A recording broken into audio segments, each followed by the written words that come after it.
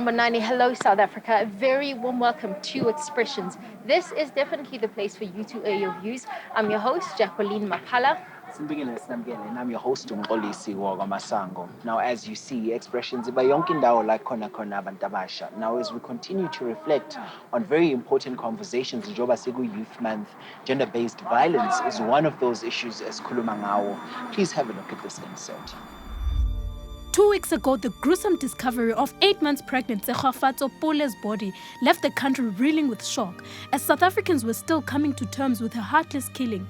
Many more femicide cases surfaced. Sadly, not all made it to the media. South Africans took to the streets, crying for justice. Let's listen in.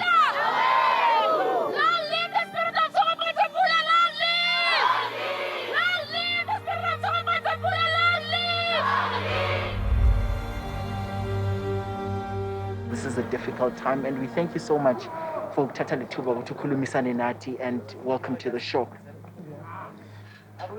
Good day and good day to all your viewers at home. Sibonga kakhulu malume ngothatha ithuba lokukhuluma nathi. Malume, i-gender-based violence la eMzansi inkinga enkulu, and there are so many accounts esiwaziwayo as we continue, as a society. Right now, umndeni wakho is poorer because of the sehlakalo esenzakele. Nizizwa njani lokho?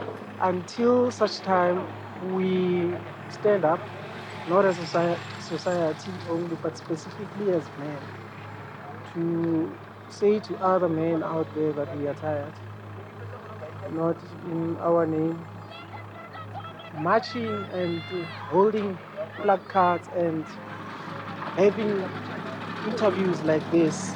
It's one part that assists the fight against gender-based violence. Not all women are taken into consideration by the police. Even the manner in which the police handle those cases, not with care and regard to the feeling and the experience that this person is going through. Sibanale nkulumo malume, where we also saw izolo we funeral. There was this Konuma that really struck a chord with me, who knelt down on her knees, and pleaded with the men in the country to take it upon themselves to eradicate gender-based violence. What sort of conversations you think we should be having as the men of this country? Did it really have to come to that point where a woman has to beg you to be recognized that they are human? Did it have to come to the death of Tsegofatso Pole? Did it have to come to the funeral of Tsegofatso Pole or any other victim of gender-based violence? No, it didn't. We as the society at large, we need to start teaching the kids at a young age, not only men, not only boys, but even girls, how to treat each other as humans.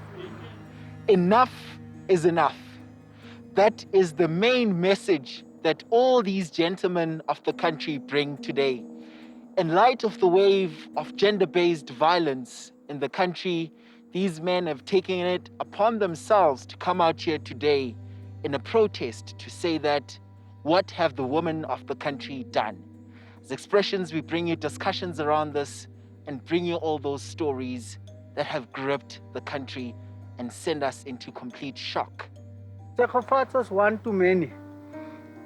The names that you see here might not be known to everyone, but we want to take it upon ourselves and say that the ruthless and motherless killings and the heartless killing of all our daughters and sisters and brides must come to an end, because you know what? We do not have voices.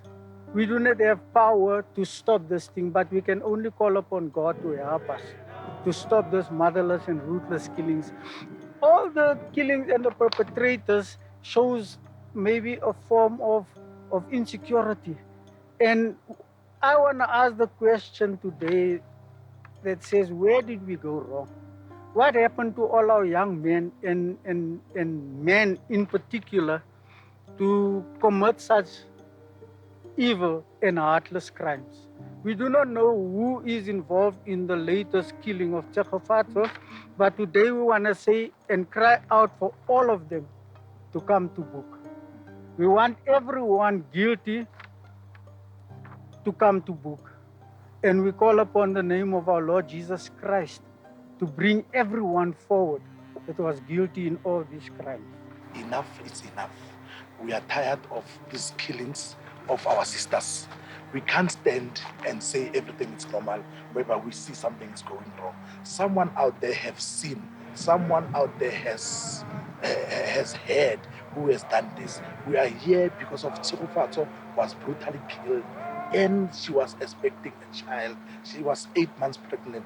Who does that? Phakathi mawubona izinto ezinjena umele bazame ukuthi bakhulume nabantu, and then asikondoni into esiyibona la yenzeka la kule community yethu, because sesinabantu abaningi abase basithola bafile la kule ndawo lena, and then sicela wonke umuntu oyenza lento lena astophe, and then abantu bazame ukuthi babe nobuntu, and then kube nokuzwelana siyabantu.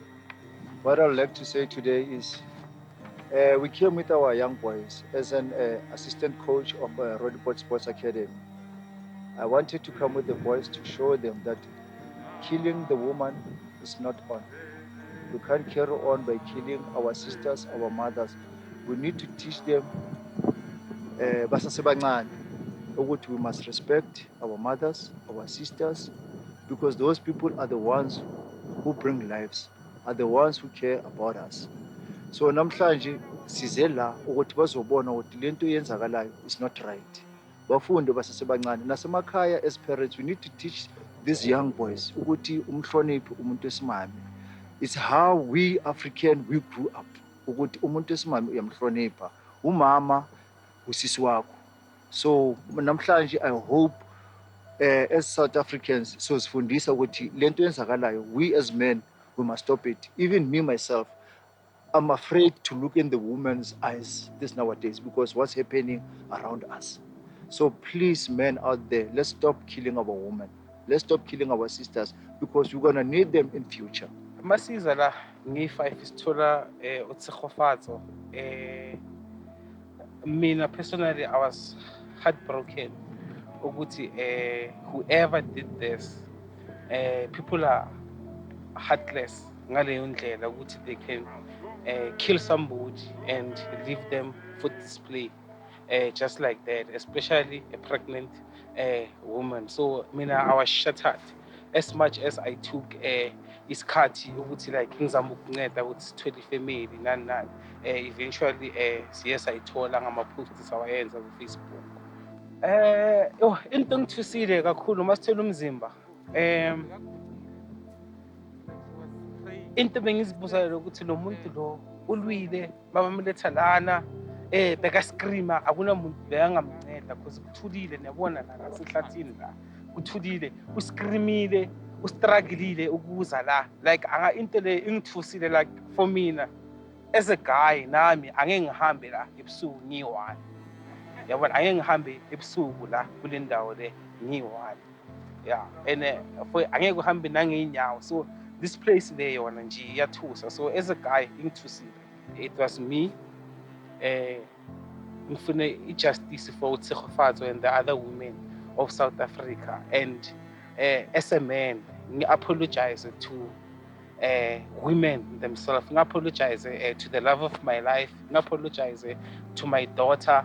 I apologize to everyone. I apologize to mom, any woman okhona ukuthi they are facing this situation. Bahlala bathukile because of men, us. So Tina Majita, I think you must accept ukuthi like sifuna uncedo, like you must get help fast ukuthi kungabi nezinto eziso ezenzakala emphakathini. I want to know from you, njengomuntu wesilisa, you know, who's got a family that is looking after.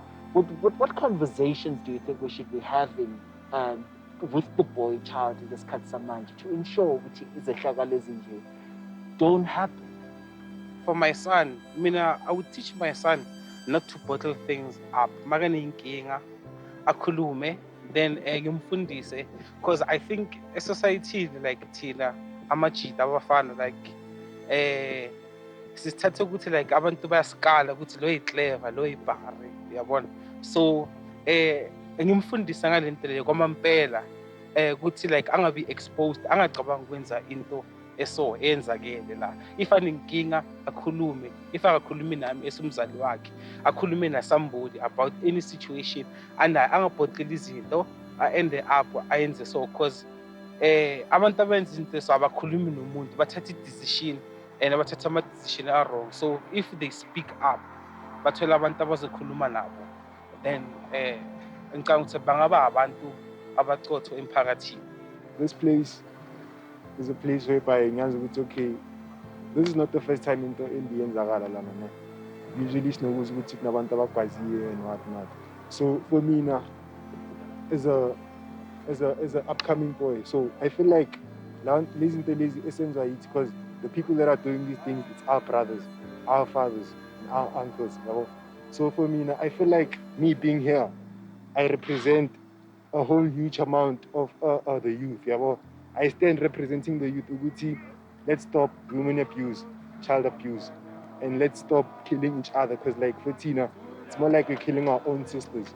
And I think we should stop this like immediately. We need help. As Uprada Tsepe Ashila, like we seriously need help.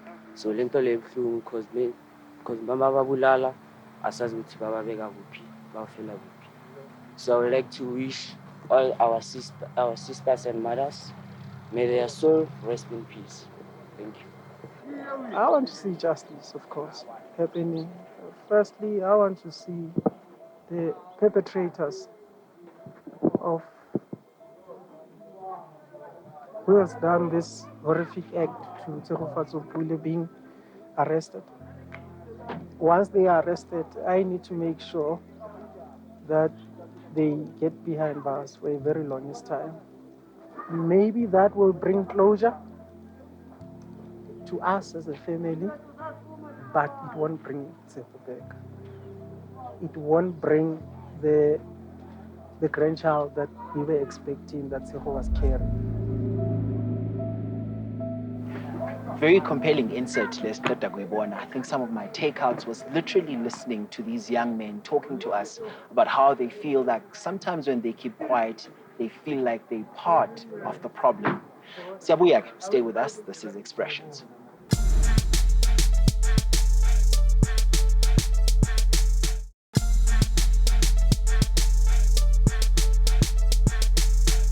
So, Nainda Bagi, we continue to reflect with our conversations around Youth Month. Skulumisana nabantabasha who are in the business space. It's a mid-red manje to speak to another young entrepreneur. How has he adapted to the new normal? Let's go meet him. Well, it's going to take a lot of time for South African youth to catch up to having that entrepreneurial mind. Because of a whole lot of situations whereby young people are stuck in the fun time. Everyone wants to be famous. Now, everyone who's young is all about, I want to be on TV, I want to be a presenter, I want to be a model. No one is actually looking into business side of things in South Africa. So entrepreneurial-wise, a lot of youth in SA, yes, there is some here and there that are dabbling into this whole entrepreneurship. But then in terms of the Youth Month as well, our plans were to digitalize our network and also obviously make it easier for our clients to book appointments. Otherwise, the other thing was to make sure that we use other platforms like your music to advertise T-shirts, masks. It's at the time that everyone is wearing masks, obviously.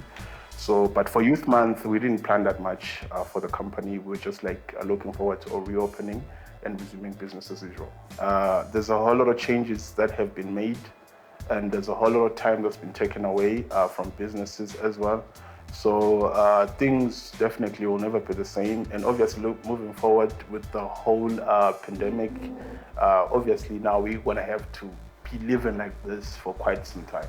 Having to sanitize, having to have masks, having to cut our interactions with other people just to make sure that we stay safe. But otherwise, I don't think there's any way going back out of this.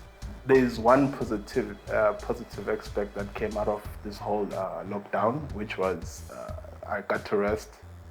That's one of the positive things. But then otherwise, regardless of the business side, I managed to amp up my social media plan, trying to actually increase the whole idea of the business and add a little bit of aspects that I didn't think of at the time because I was busy running around trying to get everything going. So it gave me a peace of mind. Okay, isibingelele sikwamukele kwi-Expressions. It's great to have you. So njengoba siqhubeka ukuba ney'nkulumo ehlukahlukene nolusha business sector. Ngifuna ukwazi kuwena, being in the business space and the various sectors that you're in, ngifuna ukwazi, how has lockdown affected business yakho? I'm from Rams Africa Group, and the Rams Africa Group is a parent company. It consists of many different divisions. We've got your Rams Eatery, trucking, logistics, fleet management, just to mention few, right? And major or almost of our divisions are being affected by this COVID-19, this pandemic that we are facing as the world. Just to give you a full example, we've got the Rams Eatery. It does the catering for students. We sell food to university students, right? And then that had to close down due to this COVID-19 lockdown, right?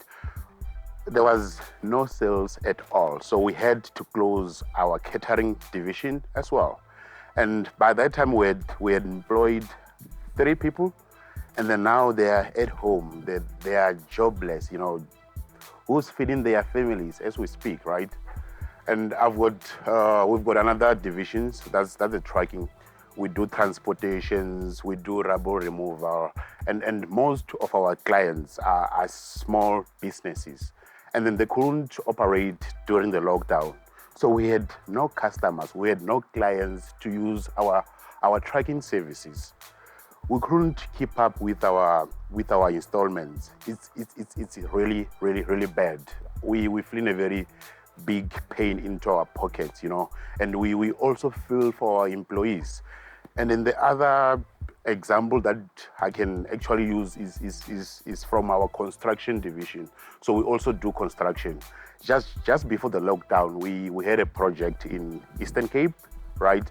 And then that was going to create over 50 temporary employees. And then that couldn't go on because of the lockdown. So it's really bad. And then now we're on level 3.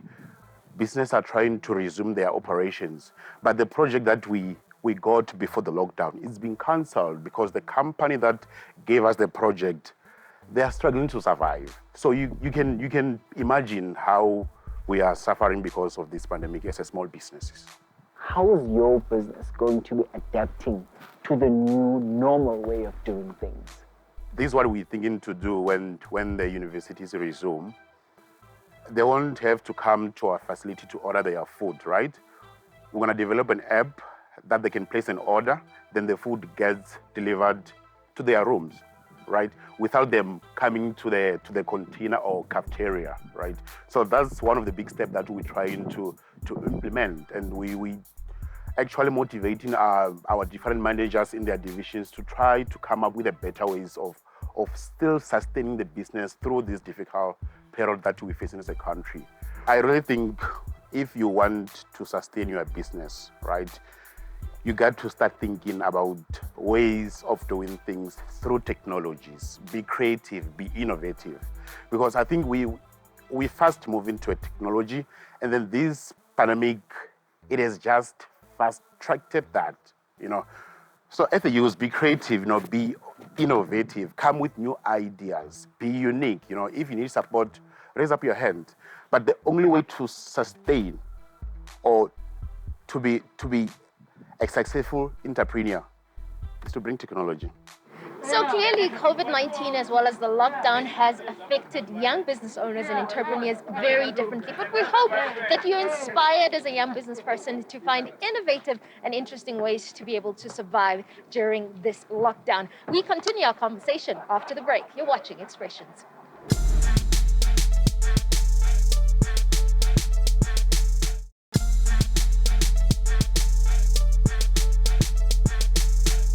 we continue with our very important conversations. Namhlanje we're looking at entrepreneurship and gender-based violence. See expressions. Ngabe wena team, have a look at this.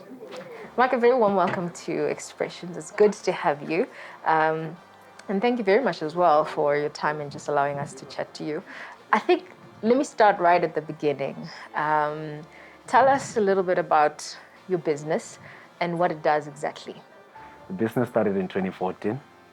We are doing cleaning and hygiene services, waste management, and a whole lot of things that are now new in the industry, like your COVID reaction of the sanitizing of buildings and everything like that. Let me just say that we were good enough proactive in such a way that we got more calls during these times than any other time before by doing the jobs of decontamination. So I can say that it was quite a good impact in a bad way, but in a good way. Yeah, let me rather put it in that way.